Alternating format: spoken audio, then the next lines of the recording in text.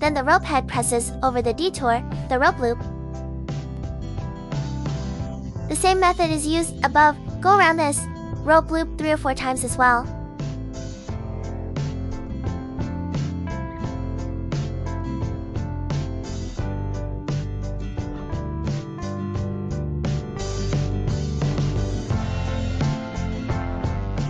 This knot is actually a reinforced version of the lube-on knot. When the knot is about the same, it is okay. This knot can move up and down without force. When stressed, the effect is completely different. It is very strong and firm after being stressed. How do I pull this object? This knot basically doesn't deform. It doesn't slide very much. And this knot is an icicle knot. It is especially suitable for lifting smooth objects. Some people call this knot a stud. It's great for studding piles. Is this knot easy to type?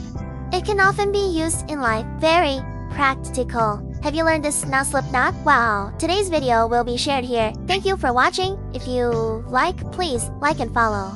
See you next time. Bye.